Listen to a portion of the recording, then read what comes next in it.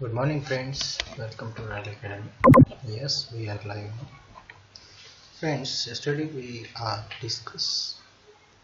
discuss about the World Heritage Committee. Sorry, we are yesterday discuss about history of World Heritage Site, and today we are going to see the World Heritage Committee. Okay. जागतिक वारसा स्थळांचा इतिहास आपण काल शिकलो. आज आपण पाहणार आहोत जागतिक वारसा समिती. जागतिक वारसा समिती काय आहे, वर्ल्ड हेरिटेज साइट कमिटी काय आहे पाहूया. Today the world heritage committee is the main group responsible for establishing which site will be listed as a UNESCO World Heritage Site. बघा, आज युनेस्कोच्या जागतिक वारसा स्थळांच्या यादीमध्ये कोणती ठिकाणे समाविष्ट केली जावीत याचे प्रमुख अधिकार जागतिक वारसा समितीकडे आहेत. Today the world heritage committee is the main group responsible for इस्टॅब्लिशिंग which site will be listed as UNESCO world heritage site. बघा, वर्ल्ड हेरिटेज साईटची जी कमिटी आहे, जी समिती त्यांनी डिसाईड केली आहे, ती समिती आज ठरवत असते की कुठली साईट, कुठलं ठिकाण, कुठल्या देशाचं कुठलं ठिकाण हे वर्ल्ड हेरिटेज साईटमध्ये कन्सिडर केल्या जावं, जागतिक वारसा स्थळामध्ये कन्सिडर केल्या जावं, हे कोण ठरवते? सर्वस्वी वर्ल्ड हेरिटेज कमिटी ठरवत असते. The committee meets once a year and consist of representative from 21 state parties that are elected for 6-year term by the World Heritage Center General Assembly. बघा, जे या समितीची बैठक कधी होत असते, तर या समितीची बैठक ही वर्षातून एकदा होते आणि त्यामध्ये जागतिक वारसा केंद्राच्या सर्वसाधारण कायदेमंडळाने किंवा सभेने 6 वर्षाच्या कालावधीसाठी निवडलेल्या 21 राज्य पक्षांच्या प्रतिनिधींचा सहभाग असतो. बघा, इथे गोष्ट लक्षात ठेवायसारखी आहे की किती राज्यांच्या पक्षांच्या प्रतिनिधींचा सहभाग असतो, तर 21 राज्य पक्षांच्या प्रतिनिधींचा सहभाग यामध्ये असतो आणि यांचा समावेश दर किती वर्षानंतर होतो, तर यांचा समावेश दर 6 वर्षानंतर होतो. तर म्हणजेच काय, तर दर 6 वर्षाने या प्रतिनिधींची पुन्हा एकदा निवड केल्या जाते आणि सोबतच ह्या कमिटीमध्ये या समितीची बैठक ही वर्षातून एकदा होत असते. The state parties are then responsible for identifying and nominating new sites. बघा, द स्टेट पार्टीज, ते जे 21 राज्याचे प्रतिनिधी आहेत, ते जबाबदेह असतात कशासाठी? आयडेंटिफाय अँड नॉमिनेटिंग करण्यासाठी, शोधण्यासाठी आणि त्यांचं नामांकन करण्यासाठी. कोणाचं? नवीन साईट्सचं, नवीन वारसा स्थळ डिक्लेअर जे करायचे त्यांच्यासाठी त्यांनी त्यांचा शोध घेणे किंवा त्याविषयी अभ्यास करणे, त्याची माहिती काढणे आणि त्याचे नॉमिनेटिंग करणे म्हणजे त्यांचं नामांकन करणे. Within their territory to be considered for inclusion on the world heritage list. बघा, या ठिकाणी काय सांगण्यात आले? आपल्या प्रदेशातील म्हणजे त्या 21 राज्याच्या राज्यपक्ष प्रतिनिधींनी काय करायचं? आपल्या प्रदेशातील नवीन स्थळे शोधायची आणि त्यांचा जागतिक वारसा यादीमध्ये समावेश करण्यासाठी त्यांचा विचार केला जावा, यासाठी त्यांना नामांकन किंवा नामनिर्देश करण्याची जबाबदारी या राज्याच्या पक्षांची असते. त्यांच्यावरती जबाबदारी असते की तुम्ही तुमच्या साईडनं काय करा, तुमच्या प्रदेशामधले नाव सुचवा की आमच्या ह्या ठिकाणाचा जागतिक वारसा स्थळामध्ये समावेश व्हावा अशी आमची इच्छा आहे, असं तुम्ही नाव सुचवा. मग त्याचा अभ्यास केला जाईल आणि नंतर त्याच्यावरती कमिटी काय घेत असते? निर्णय घेते आणि डिसाईड करते की तुमचा कुठल्या स्थळाला कुठल्या स्थळाला वारसा हक्क यादीमध्ये समावेश करून घ्यायचा आहे, जागतिक वारसामध्ये समावेश करून घ्यायचा हे नंतर डिसाईड होत असते. ठीक आहे, तर अशा प्रकारे ही कमिटी कार्य करते. म्हणजे काय तर पहा, आपण पुन्हा एकदा रिवाईज करूया. ह्या कमिटीची बैठक वर्षातून एकदा होते. दुसरी गोष्ट, या कमिटीच्या प्रत्येक सदस्याचा कार्यकाळ 6 वर्षाचा असतो. म्हणजेच काय तर ते 6 वर्षानंतर पुन्हा एकदा निवडणुका होऊन स्टेट पार्लमेंट जे राज्याचे राज्यप्रतिनिधी आहेत ते पुन्हा एकदा निवडून दिले जातात. राज्य म्हणजे देशांचे प्रतिनिधी, राष्ट्रांचे प्रतिनिधी पुन्हा एकदा निवडून दिले जातात. आणि त्या प्रतिनिधींचं कार्य काय असते तर त्यांनी आपल्या प्रदेशाचा सर्वे करणे, त्यामधल्या वर्ल्ड हेरिटेज साईट जर त्यांना असं वाटत असेल की ही आपल्या नैसर्गिक किंवा सांस्कृतिक वारसा जपणारी एक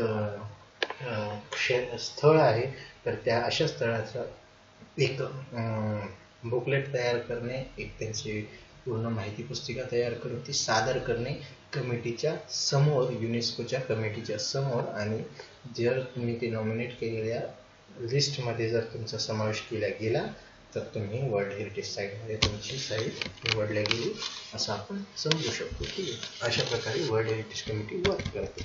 आता पाहूया becoming a world heritage site. World heritage site निवड कशी केली जाते, कशा पद्धतीने ठरले जाते ते पाहूया. There are 5 step in become a world heritage site.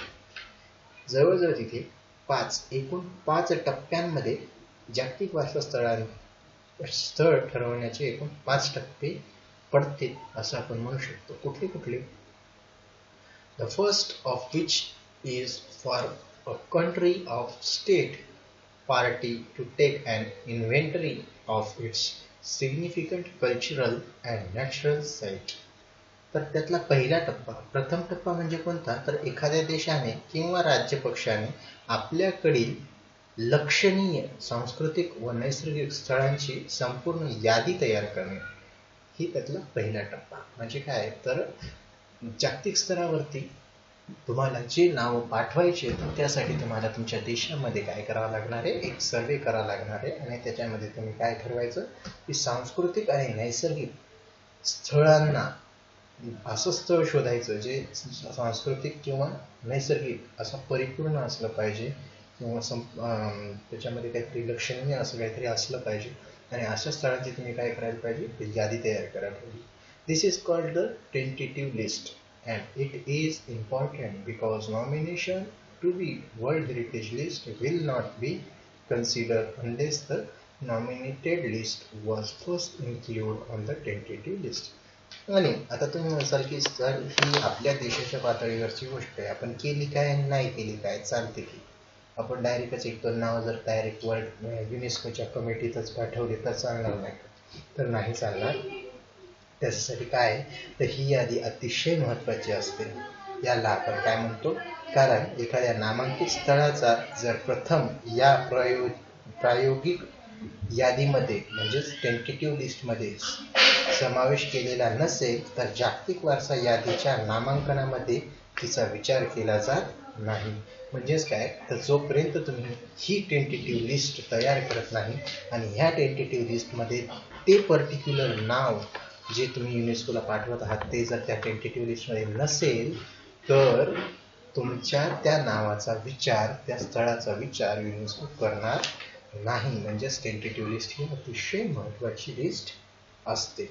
Okay, next countries are then able to select site from their tentative list to be include on a nomination file.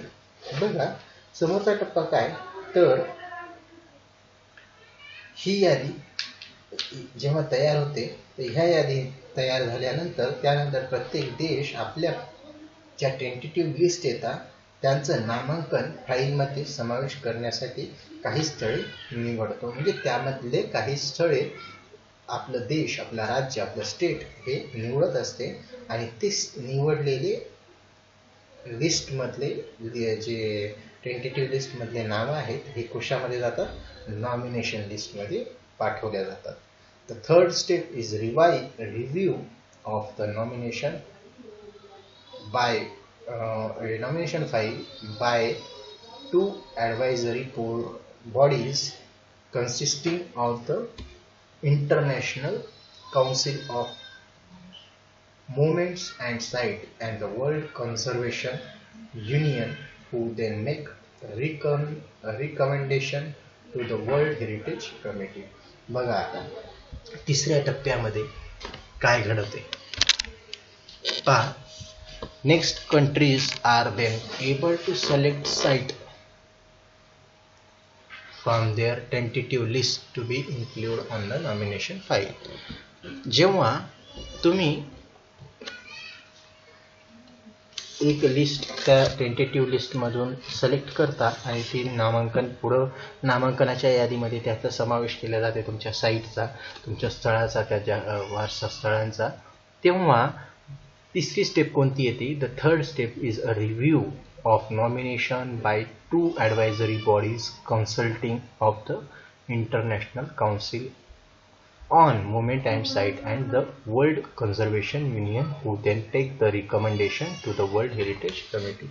बघा काय होते समोर, तर तुमच्या त्या लिस्टचा तिसऱ्या टप्प्यामध्ये जागतिक स्मारक व स्थळ परिषद म्हणजेच कोण, international council on monument and site म्हणजेच काय, तर जागतिक स्मारक व स्थळ परिषद जी आहे ती आणि जागतिक संरक्षण संघटना म्हणजे वर्ल्ड हेरिटेज कमिटी यांच्या 2 सल्लागार समित्या या नामांकनाच्या फाईलचे परीक्षण करतात. म्हणजेच काय, तर ह्या तुमच्या सिलेक्ट केलेल्या यादीचे परीक्षण 2 कमिट्या करतात किंवा 2 समित्या करतात.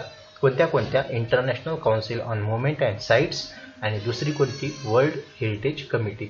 ह्या दोन्हीच्या सल्लागार समित्या ह्या काय करतात, तुमच्या दिलेल्या निवडलेल्या नामांकन झालेल्या फाईलचं काय करतात, सर्वे करतात किंवा परीक्षण करतात आणि जागतिक वारसा समितीकडे आपल्या शिफारशी पाठवितात. आणि ते काय करतात, तर जागतिक वारसा कमिटीकडे त्या नॉमिनेशनच्या लिस्ट पाठवतात. म्हणजे जर त्यांना खरंच वाटलं की यस या साईटला आपण वर्ल्ड हेरिटेज कमिटीमध्ये वर्ल्ड हेरिटेज साईटमध्ये कन्सिडर करायला पाहिजे, तेव्हा ते वरती त्याचं काय पाठवतात, प्रस्ताव पाठवतात. बघा समोर, the world heritage committee meets once a year to review these recommendations and decide which site will be added to the World Heritage List. आता हे जे सर्व काम असते हे सर्व काम 6 वर्ष चालत असते. कारण दर 6 वर्षानंतर दरवर्षी ही जी मीटिंग भरते तर पूर्ण वर्षभर हे काय चालू असते, काम चालूच असते. आणि त्या वर्षी जागतिक वारसा समिती आपल्या वार्षिक बैठकीमध्ये या शिफारशीचे काय करते, अवलोकन करत असतात आणि कोणती स्थळे जागतिक वारसा यादीमध्ये समाविष्ट करता येतील हे ठरवित असतात. म्हणजे ती जी मीटिंग होते वर्षामध्ये एकदा, ह्या मीटिंगचं प्रिपरेशन म्हणजे या सर्व स्टेप्स आहेत, या तिन्ही स्टेप्स म्हणजे ह्या एका दिवसाच्या मीटिंगचं प्रिपरेशन. आणि त्या दिवशी मग ही साईट ठरत असते, ही कमिटी ठरवत असते कुठल्या साईटला आपण वर्ल्ड हेरिटेज साईटमध्ये लिस्टमध्ये कन्सिडर करायचं. The final step in becoming a World Heritage Site is determining whether or not a nominated site meets at least one of 10 selection criteria. Okay, पहा ही जेव्हा यादी समोर जाते तेव्हा जागतिक वारसा स्थळ बनविण्याच्या शेवटचा टप्पा म्हणजे प्रस्तुत नामांकनातील स्थळ हे 10 निवड निकषांपैकी किमान 1 निकष पूर्ण करते की नाही हे तपासणे. म्हणजे त्यांचे जे 10 क्रायटेरिया आहेत ज्याच्यामध्ये आपल्या वर्ल्ड हेरिटेज लिस्टच्या जे क्रायटेरिया आहे म्हणजे काय म्हणतात पण त्याला निकष आहे, यादीचा निकष, ज्यामध्ये आपली साईट, आपलं स्थळ, आपल्या निवडलेलं स्थळ, आपण नामांकित केलेलं स्थळ बसते की नाही, त्या 10 पैकी 1 जरी पॉईंट त्याच्यामध्ये करेक्ट निघाला किंवा जर ते त्या नाव एका जरी ठिकाणामध्ये ते करेक्ट जर बसलं त्या 10 निकषांपैकी तर नक्कीच आपला विचार केला जातो.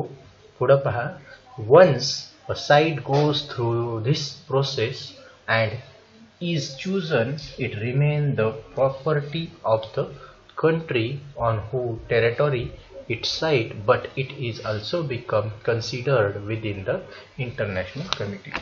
आणि जेव्हा तुमचा जागतिक वारसा स्थळामध्ये निवड होते म्हणजे ह्या सर्व प्रोसेसमधून या स्थळाने जर निकषांमध्ये जर परिपूर्ण झाले आणि जर जागतिक वारसा यादीमध्ये जर तिचं नाव नोंदवलं गेलं तर एखादे स्थान या संपूर्ण प्रक्रियेतून निवडले गेल्यानंतर ते ज्या भागात आहे त्या देशाची मालमत्ता तर असतेच, परंतु आंतरराष्ट्रीय समुदायाचाही महत्त्वपूर्ण भाग ते गणले जाते. म्हणजेच काय तर त्याला एक वेगळं महत्त्व प्राप्त होते. असं नाही की आज आपली साईट म्हणजे ताजमहाल जर वर्ल्ड हेरिटेज साईट म्हणून कन्सिडर केल्या गेली तर ते युनेस्कोच्या अंतर्गत ती प्रॉपर्टी त्यांची नाही होत. प्रॉपर्टी ही देशाचीच असते, परंतु त्या साईटचं कुठलीही नासधूस, कुठलेही त्याच्यामध्ये बदल, कुठलेही एकही भिंत, एकही वीट ते काढू नाही शकत आपला देश मनाने, किंवा त्याला एकही वीट मनाने लावू देखील शकत नाही. इतकं बंधन मात्र आता त्या साईडवरती येते. का बरं येते? कारण पूर्ण विश्व, पूर्ण जग हे त्या स्थळाचं, त्या सांस्कृतिक किंवा नैसर्गिक वेगळेपण जपणाऱ्या स्थळाचं काय असते, महत्त्व जपत असते. त्यामुळे त्यांचीही जबाबदारी असते की कुठलीही परमिशन घेतल्याशिवाय तुम्ही त्या वस्तूला हात लावू शकत नाही, जरी ती तुमच्या मालकीची असली तरी देखील. ठीक आहे, तर आज आपण पाहिले 2 गोष्टी, world heritage committee and becoming a world heritage site. World heritage committee पाहिला आणि becoming a world heritage site हे 2 पॉईंट आज आपण पाहिले. उद्याच्या पाठामध्ये आपण लेक्चर आपला धडा संपवणार आहोत. आज आपण इथे थांबूया.